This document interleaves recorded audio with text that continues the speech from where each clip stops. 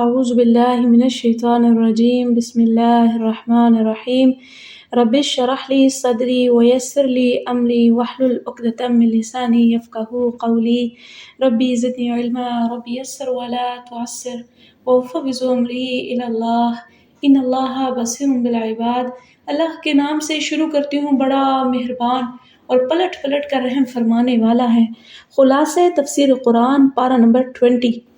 اس پارے میں 3 صورتیں بیان ہوئی ہیں: سورۃ النمل کا آخری حصہ، سورۃ القصص مکمل اور سورۃ العنکبوت۔ سورۃ نمل کا دوسرا حصہ جو 20ویں سپارے میں ہے، اس میں کائنات کی چند نمایاں ترین حقائق کی طرف اشارہ کر کے مشرکین سے سوال کیا گیا ہے کہ بتاؤ کائنات کے یہ حقائق اس شرک کی شہادت دے رہے ہیں جس میں تم مبتلا ہو، یا اس توحید کی گواہی دے رہے ہیں جس کی طرف قرآن دعوت دیتا ہے؟ اگر ایک عام عقل والا شخص بھی ان پر غور کر لے تو توحید سمجھنا نہایت آسان ہے۔ اللہ تعالیٰ فرماتا ہے امن خلق السماوات والارض وانزل لكم من السماء ماء فانبت به حدائق ذات بهج ما كان لكم ان تنبتوا شجرها أإله مع الله بل هم قوم يعدلون۔ کیا وہ شریک بہتر ہیں یا وہ جس نے آسمان اور زمین کو پیدا کیا اور تمہارے لیے آسمان سے پانی اتارا، پھر اس پانی کے ساتھ رونق والے باغات اگائے؟ تمہارے بس میں تو نہیں تھا کہ تم درخت خود اگاتے۔ کیا اللہ کے ساتھ کوئی اور معبود ہے؟ بلکہ یہ ایسے لوگ ہیں جو راستے سے ہٹ رہے ہیں۔ پھر فرمایا ذرا بتاؤ امن جعل الذی جعل الارض قرارا وجعل خلالها انہارا وجعل لها رواسي وجعل بین البحرین حاجزا أإله مع الله بل اکثرهم لا يعلمون۔ ذرا بتاؤ جس ذات نے زمین کو ٹھہرنے کی جگہ بنایا اور اس کے درمیان نہریں بنائی، پہاڑ بنائے، سمندر بنائے، 2 سمندروں کے درمیان رکاوٹ بنا دی، کیا کوئی تم اللہ کے سوا معبود نظر آتا ہے؟ بلکہ ان میں سے اکثر نہیں جانتے۔ پھر فرمایا بتاؤ امن یجیب المضطر اذا دعاہ ویکشف السوء ویجعلکم خلفاء الارض أإله مع اللہ قلیلا ما تذکرون۔ اللہ تعالیٰ فرماتے ہیں وہ جو لاچار کی دعائیں قبول کرتا ہے جب اسے پکارا جاتا ہے اور تکلیف کو دور کرتا ہے اور تمہیں زمین کے جانشین بناتا ہے، کیا اللہ کے سوا کوئی اور معبود ہے؟ بہت کم ایسے ہیں جو نصیحت قبول کرتے ہیں۔ اس کے ساتھ ہی اگلا پوائنٹ آتا ہے کہ قرآن مجید سابقہ اقوام کی تاریخ کی تصحیح کرتا ہے۔ بندوں تک درست دین پہنچانا اللہ تعالیٰ نے اپنے اوپر فرض کر رکھا ہے، اسی لیے اس نے انبیاء مبعوث کیے اور کتابیں نازل فرمائی۔ پہلے لوگ انبیاء کے تشریف لے جانے کے بعد ہی آسمانی کتابوں کی تعلیمات کو، انبیاء کے فرامین اور تاریخی روایات اپنی مرضی سے تبدیل کر دیتے تھے۔ قرآن چونکہ آخری کتاب ہے اور اللہ تعالیٰ نے اس کتاب کے ذریعے لوگوں کی پیدا کی گئی تبدیلیوں کی اصلاح کی ہے اور جن مسائل میں وہ باہم اختلاف رکھتے ہیں ان کے فیصلے کر دیے ہیں۔ تو اللہ تعالیٰ نے فرمایا ان ھذا القرآن یقص علی بنی اسرائیل ھذا الذی ھم فیہ یختلفون۔ یہ قرآن وہ ہے جو بنی اسرائیل کے سامنے اکثر وہ باتیں بیان کرتا ہے جس سے وہ آپس میں اختلاف کرتے ہیں۔ اس کے بعد کا پوائنٹ بڑا اہم پوائنٹ ہے، وہ ہے قیامت کی نشانیوں میں سے ایک نشانی، زمین سے جانور کا ظہور جو باتیں کرے گا۔ قرب قیامت کی نشانیوں میں سے ایک یہ ہے کہ زمین سے ایک جانور نکلے گا جو لوگوں سے باتیں کرے گا۔ اللہ فرماتا ہے وَإِذَا وَقَعَ الْقَوْلُ عَلَيْهِمْ أَخْرَجْنَا هُمْ دَابَّةً مِّنَ الْأَرْضِ تُكَلِّمُهُمْ أَنَّ النَّاسَ كَانُوا بِآيَاتِنَا لَا يُوقِنُونَ۔ اور جب ان پر بات واقع ہو جائے گی تو ہم ان کے لیے زمین سے ایک جانور نکالیں گے جو ان سے کلام کرے گا کہ فلاں فلاں لوگ ہماری آیتوں پر یقین نہیں رکھتے۔ یہ لوگوں کے لیے اللہ تعالیٰ کی آخری حجت ہوگی، اس کے بعد قیامت قائم ہوگی۔ اللہ کے نبی صلی اللہ علیہ وسلم سے ابو امامہ روایت کرتے ہیں کہ آپ صلی اللہ علیہ وسلم نے فرمایا کہ قیامت کے قریب زمین سے جانور نکلے گا۔ یہ اس وقت کا ٹائم ہوگا جب لوگ عمل بالمعروف اور نہی عن المنکر چھوڑ دیں گے، جب اللہ کے قرآن پر عمل کرنا چھوڑ چکے ہوں گے، جب دین کی تبلیغ کرنا چھوڑ دی گئی ہوگی، اس وقت اللہ تعالیٰ زمین سے ایک جانور نکالے گا، اور یہ ایسا جانور ہوگا جو لوگوں کے ساتھ بات کرے گا، اور یہ لوگوں کے چہروں پر ایک خاص قسم کا نشان بھی لگائے گا۔ یہاں تک کہ اگر ایک بندے نے کسی سے اونٹ خریدا ہوگا تو دوسرا جب اس سے یہ پوچھے گا تم نے یہ کس سے خریدا، تو وہ بتائے گا جس سے میں نے خریدا تھا اس کے چہرے پہ یہ نشان تھا۔ اس سے بات معلوم ہوتی ہے کہ بڑا خاص قسم کا کوئی نشان لگا دے گا جسے یہ سارے لوگ ایک گروپ کے ہو جائیں گے۔ نافرمانوں پہ لگائے گا، کن لوگوں پہ لگائے گا یہ تو وقت بتائے گا۔ اللہ تعالیٰ اس چیز کو وقت کے ساتھ ساتھ مزید وضاحت کرتا جائے گا، لیکن ہمیں یہ ضرور سمجھنا چاہیے کہ یہ آخری طور پہ جانور نکل کے لوگوں کو بتا دے گا کہ اللہ کے دین کو مت جھٹلاؤ۔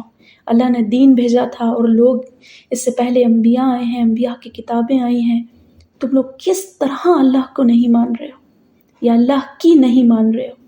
یہ حجت ان کے اوپر مکمل ہو جائے گی۔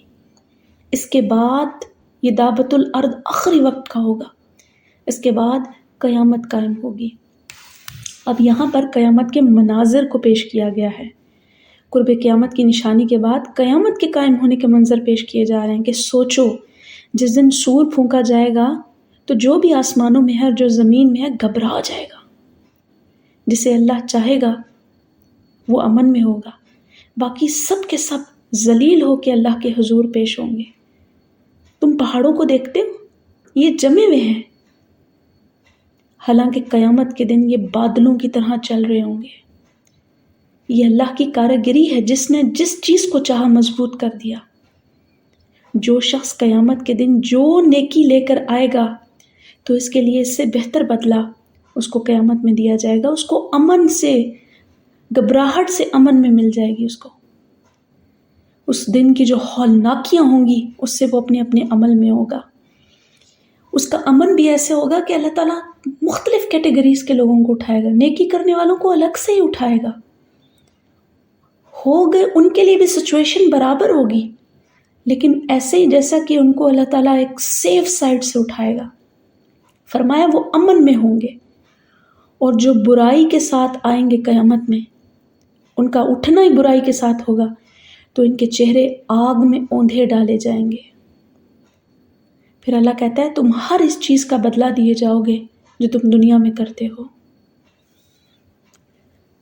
نیکی کو کبھی چھوٹا نہ جانیں۔ ہر وہ نیکی جس میں آپ کا خلوص ہے، چاہے وہ دوسرے مسلمان بھائی کے لیے راستے سے پتھر کا ہٹا دینا ہو، چاہے وہ آپ کا ایک مسکرا دینا ہو، وہ آپ کے اعمال کو بڑھا دیتا ہے۔ سوچیں، نیکیاں چھوٹی چھوٹی جن کو ہم لوگ کمتر جان کے بھی نگلیکٹ کر دیتے ہیں، یہ نہیں کرنا چاہیے۔ محض اس لیے بھی اکثر چپ ہو جانا کہ کسی سے میری زبان سے نکلنے والے لفظوں سے کوئی ہرٹ ہو جائے گا، میرے الفاظوں کی ترتیب سے کوئی ہرٹ ہو جائے گا، یہ بھی نیکی ہے۔ آپ کو پتہ ہے، نیکیاں ڈھونڈیے، ہر وہ کام کریں جس سے مخلوق خدا کو خیر ملتی ہو، یہ نیکی ہے۔ اور یہ اتنی قابل چیزیں ہیں کہ قیامت میں مرنے کے ساتھ تو فائدے ہیں، دنیا میں بھی فائدے ہیں، حشر کے دن بھی فائدے ہیں، حشر کے بعد بھی فائدے ہیں، اور رہتی دنیا، جب اگلی دنیا جو ہمیشہ کے لیے ہے، اس میں انسان حسرتیں کرے گا، کاش میں اور نیکیاں کرتا، میں اس سے بڑھ کر جو میں نے دنیا میں وقت ضائع کیا، ہائے کاش میں وہ غفلت میں وقت ہی نہ ضائع کرتا۔ اور سب سے زیادہ افسوس اس بات کا ہوگا کہ غلط جگہ پہ، غلط لوگوں میں اپنا قیمتی وقت ضائع کیوں کر دیا۔ اب ہمارے پاس اس پارہ نمبر 20 میں سورۃ القصص آتی ہے۔ سورہ شعراء، سورہ نمل اور سورہ قصص جس ترتیب سے قرآن میں ہے، اسی ترتیب سے نازل بھی ہوئی تھی۔ اب سورہ قصص مکی دور کے تیسرے حصے میں نازل ہوئی ہے۔ اس صورت میں موضوع اور ان شبہات کا ازالہ اور ان کے اعتراضات کو ختم کرنا ہے جو اہل مکہ آپ صلی اللہ علیہ وسلم کی نبوت پر وار کر رہے تھے۔ ان کے عذروں کو قطع کرنا ہے جو آپ صلی اللہ علیہ وسلم پر ایمان لانے کے طور پر پیش کر رہے تھے. ایسے ایسے عذر پیش کرتے تھے. اس صورت کا جب آغاز ہوتا ہے تو سیدنا موسیٰ علیہ السلام کے واقعہ دوبارہ سے تفصیل سے واقعہ بیان کیا گیا ہے. اس کے ساتھ فرعون، حامان، قارون کا انجام بھی پوری تفصیل کے ساتھ وضاحت کے ساتھ ذکر ہو رہا ہے. اس واقعے کا مقصد اس دور کے سرداروں کو یہ بتانا تھا اور آج کے سرداروں کو بھی بتانا ہے، آج کے لوگ کو بھی بتانا ہے کہ جو لوگ زمین میں بڑے بنے ہوئے ہیں اگر وہ اصلاح اور حق کی حمایت کے لیے اپنی طاقت کو استعمال کریں تو اللہ تعالیٰ ان پر اپنا خاص فضل اور کرم کرے گا. اور اگر انہوں نے اپنے مقام اور مرتبے کو جو اللہ نے ان کو دیا ہے حق کو روکنے، باطل کو پھیلانے اور زمین میں فساد مچانے کے لیے استعمال کیا تو پھر ان کا انجام وہی ہوگا جو فرعون کا ہوا تھا. حامان، قارون سے مختلف نہیں ہوگا. انہی کے گروہ میں اٹھائے جائیں گے. جس کا جیسا عمل ہے، فرعون جیسے عمل رکھنے والے منہ سے لا الہ کہیں لیکن عمل سارے فرعون والے ہوں، فرعون کے ساتھ اٹھائے جائیں گے. حامان اور قارون کتنا دولت کے دلدادہ تھے. جیسے دولت جمع کرنے میں انہوں نے حق اور ناحق سارے معاملوں کو مکس کر دیا تو انجام کیا ہوا ان کا. تو یہی بتایا جا رہا ہے جب ظالموں کی تباہی کا فیصلہ ہوتا ہے تو اس کا بندوبست ان کے گھر سے کر دیا جاتا ہے اور انہیں خبر بھی نہیں ہوتی. سورت کا آغاز ہوتا ہے طاسین تلک آیات الکتاب المبین. طاسین یہ واضح کتاب اللہ کی کتاب کی آیات ہیں. ہم آپ پر موسیٰ اور فرعون کی کچھ خبریں حق کے ساتھ پڑھتے ہیں ان لوگوں کے لیے جو ایمان لائے ہیں. فرعون جو تھا وہ بڑا زمین میں سرکشی کرتا تھا اور اپنے رہنے والوں کے لیے اس نے کئی گروہ بنا لیے تھے جن میں سے ایک گروہ کو نہایت وہ کمزور کر رہا تھا اور ان گروہ کے بیٹوں کو بری طرح ذبح کرتا تھا، عورتوں کو زندہ رہنے دیتا تھا. اور اگر ہم چاہتے تو ہم ان لوگوں پر احسان کریں جنہیں ہمیں زمین پر بہت کمزور کیا اور انہیں اپنا پیشوا بنایا اور انہیں وارث بھی بنا دیا، یعنی بنی اسرائیل کو بعد میں اس میں وارث بنا دیا گیا، اور انہیں زمین میں اقتدار دیں اور فرعون اور حامان اور ان کے لشکروں کو اور ان سے جو وہ چیزیں کھائیں جو چیزیں ان کو دکھائی بھی گئی ہیں جس سے وہ ڈرتے تھے. یہاں پر اللہ تعالیٰ نے جب فرعون اور اس کے رہنماؤں کو تباہی کا فیصلہ کیا تو موسیٰ علیہ السلام کو جنہوں نے وہ قتل کرنے کے لیے کب سے پھر رہے تھے اللہ تعالیٰ نے بڑے امن کے ساتھ فرعون ہی کے گھر میں رکھا، اسی کے گھر میں پرورش دی، اور اللہ کے منصوبوں کو کوئی روک تو نہیں سکتا. تو یہاں پر آتا ہے موسیٰ علیہ السلام کی پیدائش اور پرورش کیسے اللہ تعالیٰ نے کی. پھر موسیٰ ان کو اللہ تعالیٰ نے کیسے فرعون کے گھر تک پہنچایا، موسیٰ علیہ السلام کو اپنے ہی بیٹے کو دودھ پلوایا. یہ اللہ تعالیٰ کا رحم ہو رہا تھا ان کے اوپر. ادھر موسیٰ کو بیٹا بنانے کی تیاریاں ہو رہی ہیں، دوسری طرف موسیٰ دل میں ان کا دل خالی ہو رہا تھا، کہتی تھی کیا ہوگا میرے بیٹے کے ساتھ. پھر اللہ ان کو بتا رہے ہیں، آرڈر جاری کر رہے ہیں کہ آپ اپنے بیٹے کو خود ہی دودھ پلائیں گی. آپ اللہ پر یقین تو رکھیں. کئی عورتیں آئیں، سب نے دودھ پلانے کی کوشش کی، اللہ نے ہر ایک کو رد کر دیا. پھر اس معاملے میں اللہ تعالیٰ نے موسیٰ علیہ السلام کی والدہ کو ہی انتخاب فرمایا، وہاں تک پہنچایا، علم و حکمت عطا کی گئی. جب وہ اپنی جوانی کو پہنچے موسیٰ علیہ السلام پورے طاقتور ہو گئے تو انہیں قوت کے ساتھ فیصلہ دیا، علم دیا، اور نیکی کرنے والوں کو ہم ایسے ہی بتلا دیتے ہیں اللہ نے کہا. پھر موسیٰ علیہ السلام سے جو ایک شخص کا قتل ہو گیا وہاں سے وہ نکلے ہیں اور نکل کے وہ دوسری بستی میں چلے گئے. اب دوسری بستی میں جو موسیٰ علیہ السلام گئے ہیں وہ مدین ہے. مدین کی طرف ان کی ہجرت ہو گئی، اور جب موسیٰ علیہ السلام وہاں سے نکلے ہیں تو دعا کرتے جا رہے تھے، ربی نجنی من القوم الظالمین، اے میرے رب مجھے ان ظالم لوگوں سے بچا جو پیچھے چھوڑ کر آئے تھے فرعون اور اس کے حامیوں کو، کیونکہ ان کو کچھ معلوم نہیں تھا وہ کدھر جا رہے ہیں، کون سی منزل ہے. چلتے چلتے کئی دنوں بعد ایک علاقے میں پہنچے تو کچھ سکون ہوا. تھکے ماندے ایک درخت کے نیچے جا کے بیٹھ گئے. دیکھا کہ لوگ کنویں سے پانی بھر رہے ہیں اور اپنے جانوروں کو پلا رہے ہیں، لیکن سائڈ پہ دیکھا کہ 2 لڑکیاں ہیں جو پیاسی بکریوں کو پانی پینے سے روکے ہوئے ہیں۔ موسیٰ سے برداشت نہ ہوا، گئے ان سے جا کے پوچھا کہ آپ کیوں نہیں اپنی بکریوں کو پانی پلاتی؟ تو انہوں نے کہا ہم پانی نہیں پلاتی یہاں تک کہ یہ سارے چرواہے واپس چلے جائیں، پھر ہم جائیں گے پانی پلائیں گے، کیونکہ ہمارا والد بوڑھا ہے۔ تو اس نے ان کے لیے پانی پلا دیا۔ حضرت موسیٰ علیہ السلام نے ان سے ان کی بکریاں لیں اور خود آگے بڑھ کے ان کے پانی پلا دیا اور واپس پلٹ کے سائے کی طرف آ کے بیٹھ گئے۔ اب یہ بیٹیاں جو دراصل یہ دیکھ رہی تھیں گھر گئی ہیں، والد نے کہا آج تو جلدی آ گئی، تو سارا واقعہ سنایا کہ ایک بھلا آدمی ہے، اس نے یہ معاملہ کر دیا ہے۔ تو والد صاحب نے کہا کہ اس کو کیوں نہ ملازم رکھ لیا جائے؟ تو بیٹیوں نے بتایا کہ وہ طاقتور بھی اور ایماندار بھی لگ رہا تھا۔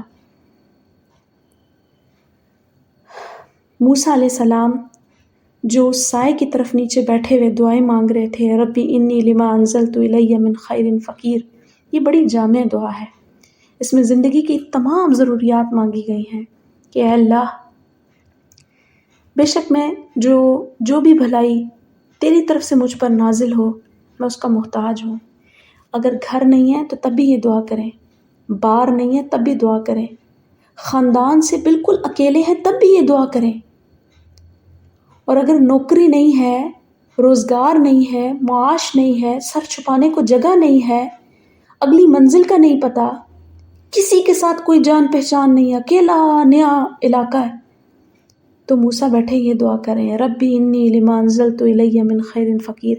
ہمیں بھی یہ دعا کرنی چاہیے، زندگی کے کوئی بھی معاملات پڑ جائیں یہ دعا پڑھتے جائیں، پھر دیکھیں اللہ کیسے راستے کھولتا ہے۔ اللہ تعالیٰ نے دعا قبول کی۔ تھوڑی دیر بعد ہی ان لڑکیوں میں سے ایک لڑکی آئی اور اس نے کہا کہ میرے والد آپ کو بلا رہے ہیں، تاکہ آپ نے جو ہمارے ساتھ ابھی نیکی کی ہے اس کا آپ کو بدلہ دیں۔ پھر موسیٰ علیہ السلام ان کے پاس گئے تو اس شخص نے، جن کا نام حضرت شعیب علیہ السلام کی طرف اس کا اشارہ کیا جاتا ہے کہ وہ حضرت شعیب علیہ السلام تھے، کہا میں چاہتا ہوں کہ ان دونوں بیٹیوں میں سے کسی ایک کا آپ سے نکاح کر دوں، لیکن اس کی ایک شرط ہے کہ آپ 8 سال میری مزدوری کریں گے، اور اگر آپ 10 سال پورے کر دیتے ہیں تو یہ آپ کا میرے اوپر احسان ہوگا۔ ان دونوں نے آپس میں اللہ کو گواہ بنا کے اپنا معاہدہ کر لیا۔ موسیٰ علیہ السلام کو گھر چاہیے تھا، تحفظ چاہیے تھا، فوراً مان گئے۔ اسی طرح اللہ تعالیٰ نے اس دعا کے ذریعے موسیٰ علیہ السلام کے لیے رہائش کا اور گھر کا انتظام کر دیا۔ اس سے ہمیں یہ بھی پتہ چلتا ہے کہ زندگی میں آپ پہ کبھی بھی کوئی احسان کر دے، اس احسان کا بدلہ دیں۔ چھوٹی چھوٹی نیکیاں آپ سے کوئی چلتے چلتے کوئی آپ کو راستہ دے جائے، وہ بھی آپ کے اوپر احسان کر رہا ہے۔ اور اللہ کو لوگوں پر احسان کرنے والے لوگ بڑے اچھے لگتے ہیں، لیکن یہ بھی یاد رکھنا چاہیے کہ ایسا احسان نہ ہو جس احسان کو کرنے کے بعد اذیت ہو، تکلیف ہو، بار بار جتایا جائے، کیونکہ اللہ کے نبی نے صلی اللہ علیہ وسلم نے فرمایا ایسے احسان میں کوئی خیر نہیں ہے جو احسان کرنے کے بعد جتلایا جائے، بار بار گنوایا جائے، دیکھو میں نے تمہیں فلاں ٹائم یہ کر کے دیا، دیکھو میں نے تمہارے ساتھ یہ کیا تھا۔ اب اس کے بعد کا پوائنٹ آتا ہے کہ مصر سے واپسی اور نبوت۔ موسیٰ علیہ السلام نے مدین میں اپنے طے کردہ سال مکمل کر لیے اور دل میں گھر کی یاد ستانے لگی، اپنی بیوی بچوں کو ساتھ لیا اور اللہ پر توکل کر کے مصر کی طرف چل پڑے۔ سردی کا موسم تھا، رات کا وقت تھا، راستہ بھول گئے۔ ایک جگہ انہیں آگ دکھائی دی تو موسیٰ علیہ السلام نے اپنے گھر والوں سے کہا کہ تم ادھر رکو، میں نے آگ دیکھی ہے، ہو سکتا ہے کہ میں کوئی خبر لے آؤں راستے کی یا آگ لے آؤں۔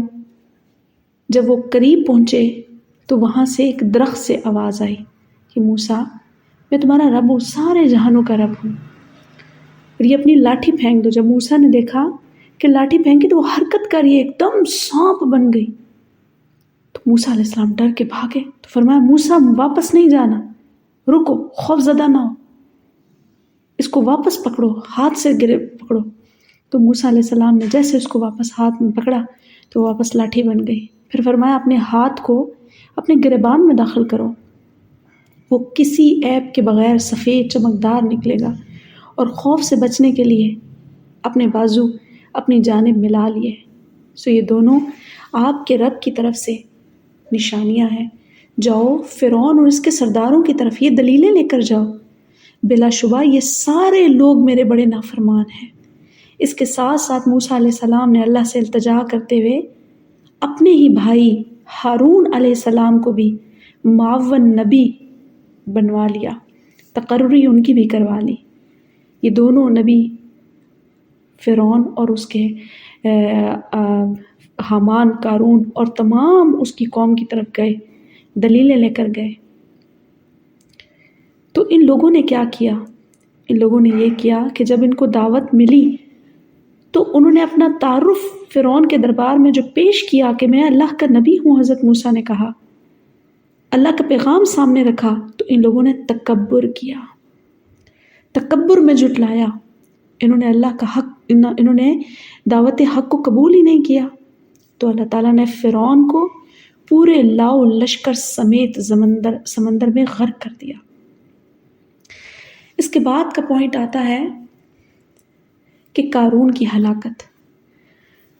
قرآن مجید نے 2 کافروں کے نام لے کر ان پر لعنت کی ہے، ایک ابو لہب،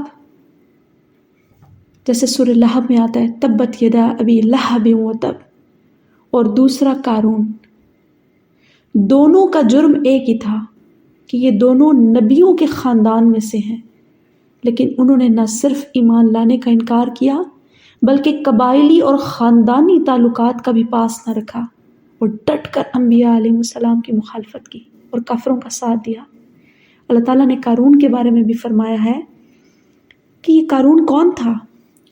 بڑا ہی اپنے خزانوں پر، اپنی چابیوں کی طاقت اتنی زیادہ تھی اس کو، خزانوں کی چابیاں جو جماعت تھی، ایک بھاری اونٹ ہوتے تھے، اس کے اوپر اس کی صرف خزانے کی چابیاں جو ہے وہ لادی جاتی تھی۔ اس کے پاس اس قدر مال و دولت تھی کہ اس کو آخرت کی حصہ یا آخرت کی فکر یا انبیاء کی توحید کی کوئی فکر ہی نہیں تھی، اپنی دولت کے گھمنڈ میں اتنا زیادہ متکبر بنا ہوا تھا، اور وہ یہ خیال بھی کرتا تھا کہ جو کچھ مجھے ملا ہے یہ میری قابلیت کی وجہ سے ملا ہے، میں اس قابل ہوں تو میں نے اتنا مال اکٹھا کیا ہے۔ قارون کی ایک روش تھی، قارون کی ایک ذہنی مائنڈ جسے کہتے ہیں، اس کی ایک مائنڈ میں ایک بات اٹک گئی ہوئی تھی اس کے دماغ میں کہ میرا اکٹھا کیا ہوا مال میری اپنی ذہنی صلاحیت کی بنیاد پہ ہے، میں اس قابل تھا تو میں نے اتنا مال بنا لیا۔ اس پوائنٹ کو ضرور سوچئے گا۔ آپ کو اپنے ارد گرد نہ، اللہ نہ کرے کبھی ہم میں بھی ایسا ہو، لیکن آپ کو لوگوں میں یہ روش نظر آئے گی، وہ کہیں گے جی میں نے تو یہ سب کچھ اپنی قابلیت پہ بنایا ہے، اللہ کا فضل جانتے ہی نہیں ہے، اللہ کا احسان مانتے ہی نہیں ہے کہ اس رب نے تمہارے رزق میں برکت دی ہے۔ تو اللہ نے یہی کہا کہ وہ یہ کیا کہتا تھا یہ سب تو میں نے اپنی قابلیت سے بنایا ہے۔ قال انما اوتیت علی علم عندی، کہا یہ سب کچھ مجھے اس لیے ملا ہے، جو میرے پاس علم ہے اس کی بنیاد میں نے سب کچھ بنایا ہے۔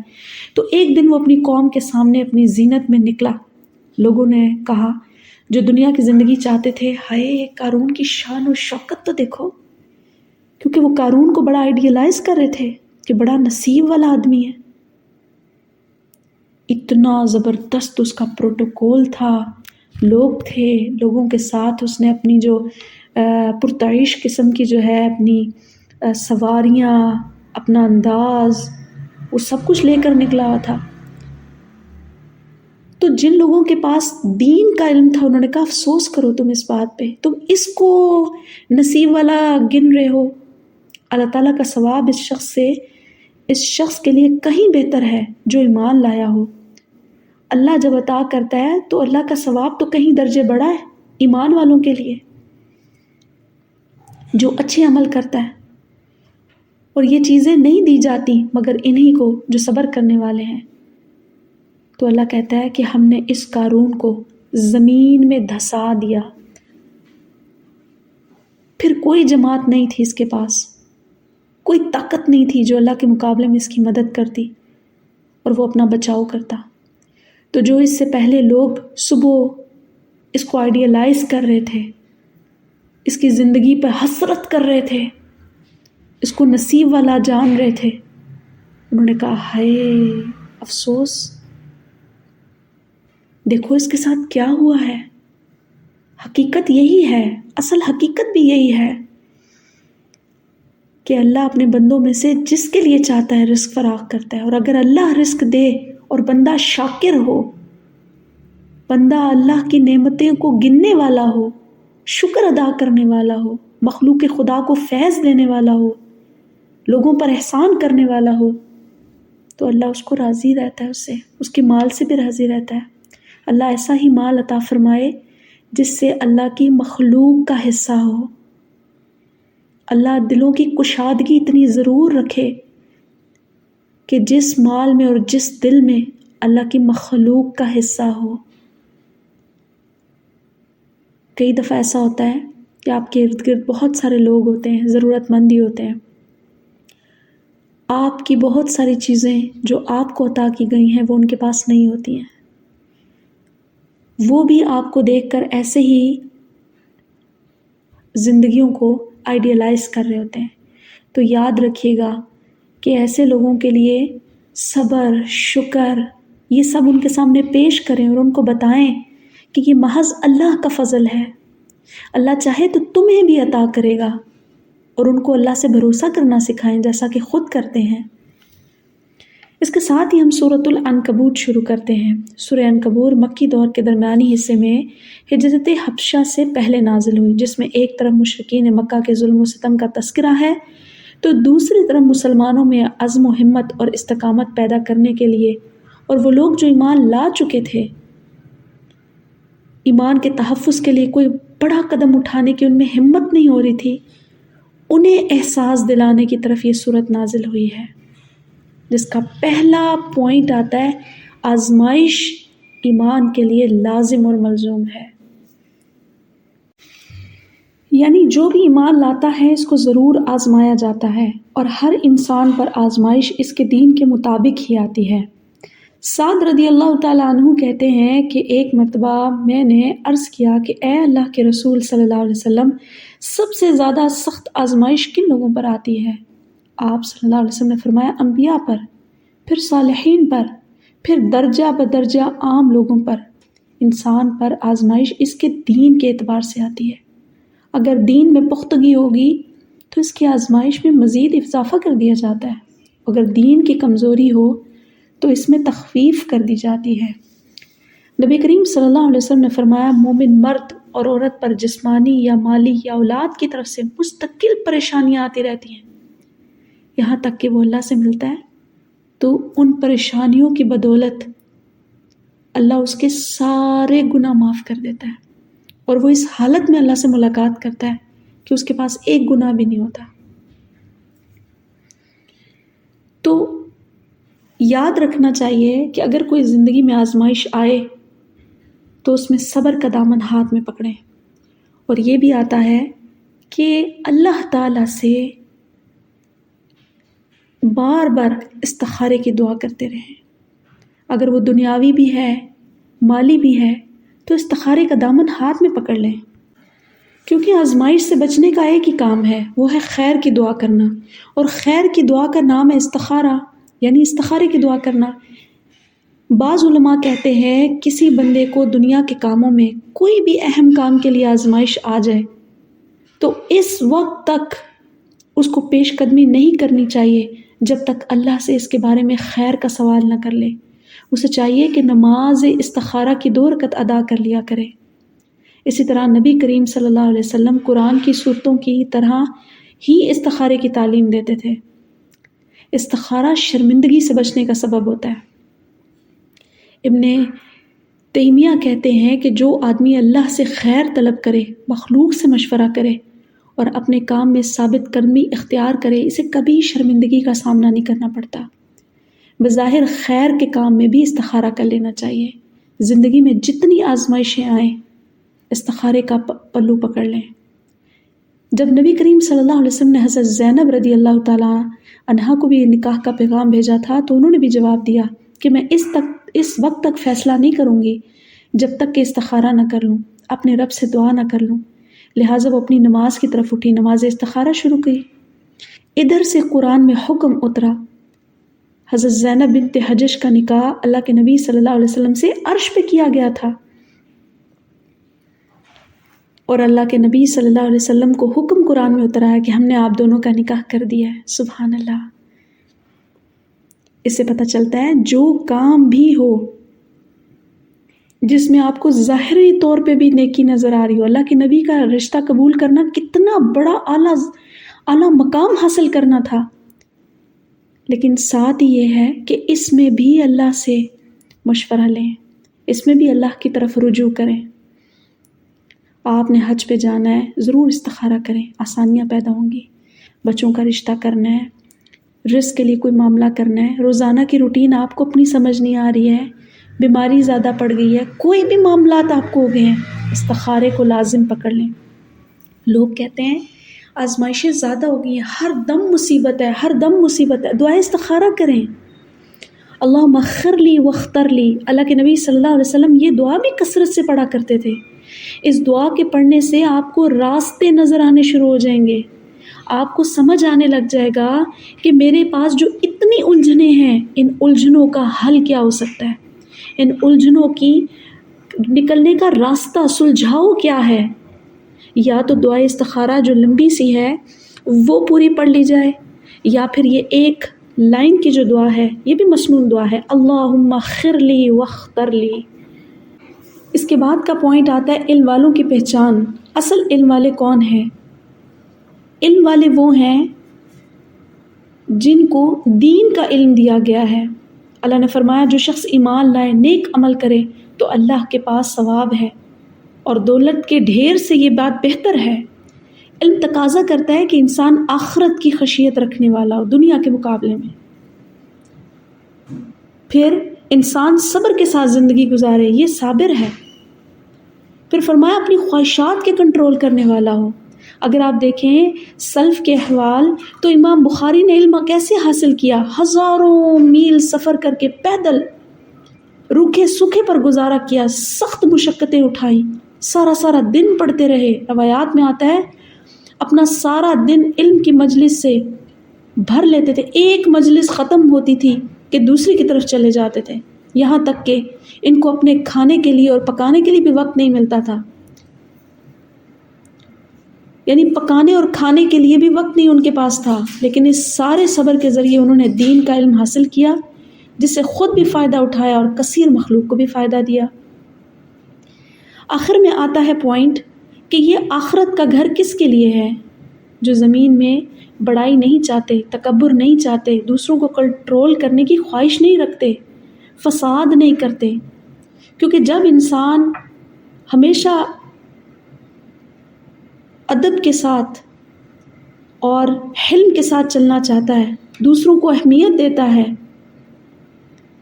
دوسروں کی جگہ رکھتا ہے، تو اس میں عاجزی پیدا ہو جاتی ہے، اور اللہ کو عاجز لوگ ہی ہیں جو بڑے پسند آتے ہیں۔ اور اسی لیے کہا ہے کہ یہ کوئی چھوٹے لیول کی بات نہیں، بہت بڑے لیول کی بات ہے کہ ایک بڑا بن کر رہنے کی خواہش ہو، لیکن انسان اس کو عاجزی میں ڈھال دے، دوسروں کے حقوق اس کے اوپر آ رہے ہیں، لازم آ رہے ہیں، تو وہ ان کی ادائیگی کرنے والا ہو، اس کے لیے آخرت کا گھر ہے، اپنے وعدے پورے کرنے والا ہو۔ پھر آپ صلی اللہ علیہ وسلم کو دل کی تسلی دی جا رہی ہے کہ پچھلے پیغمبروں کے ساتھ آپ دیکھیں کہ ان کی قوم نے کیا کیا، لیکن وہ اپنے صبر پر، استقامت پر کھڑے رہے ہیں۔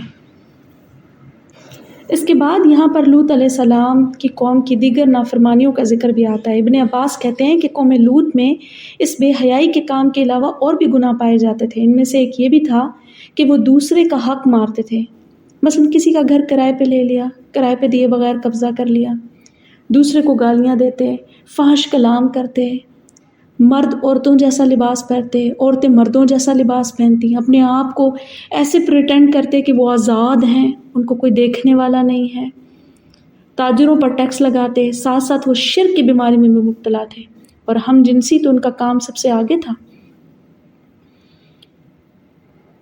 ان کا قصور یہ بھی تھا کہ حق سے رک گئے تھے، حالانکہ بڑے سمجھدار تھے، لیکن کیا ہوا؟ سوچیں، اتنے بڑے بڑے گھر بنائے، پہاڑوں کو تراشا، بلند محلات تعمیر کیے. کوئی معمولی لوگ تو نہیں تھے، دنیاوی معاملات میں بڑے سمجھدار تھے، لیکن شیطان نے ان کے دین کے معاملوں میں ان کو اتنا الجھا دیا، اتنا چھوٹا کر دیا کہ وہ دین کے معاملات سے اپنے آپ کو لے کر باہر چلے گئے. اور اس سورت کا نام سورہ عنکبوت ہے. عنکبوت ہوتا ہے مکڑی کا جالا. مکڑی کے اندر ایک ایسا مادہ پیدا ہوتا ہے جو اس کے منہ سے نکلتا ہے. ایک باریک سا دھاگا بنتا ہے جو بال سے 20 گنا باریک ہوتا ہے. یعنی ایک ایوریج نارمل بال جو ہوتا ہے اس سے بھی 20 گنا باریک ہے. اب اس دھاگے میں، باریک سے دھاگے سے جو گھر بنتا ہے، اس کو کون سہارا دے سکتا ہے، اور کون اس کو تباہ ہونے سے بچا سکتا ہے؟ اس لیے کہا گیا ہے کہ غیر اللہ کے سہارے مکڑی کے جالے کے سہارے جیسے ہیں، مکڑی کے گھروں جیسے ہیں، یا اس سے بھی کمزور ہیں. وہ تمہیں آخرت میں کوئی سنبھالا نہیں دیں گے. یہ مثال اللہ تعالیٰ نے ان لوگوں کے لیے بیان کی ہے جو اللہ کے علاوہ باطل کو معبود بنا لیتے ہیں، جو ان کو نفع نقصان نہیں پہنچا سکتے، جیسا کہ مکڑی کا گھر انسان کو نہ سردی سے بچا سکتا ہے، نہ گرمی سے، اور نہ اس میں رہنے کی جگہ سے. تو یہ عارضی سہارے، دنیاوی سہارے جو ہیں، یہ مکڑی کے جال جیسے ہیں. اللہ ہمیں دین کی سمجھ عطا فرمائے، دین کے معاملوں میں ہمیں انتہائی سمجھدار بنا دے. وآخر دعوانا ان الحمد للہ رب العالمین.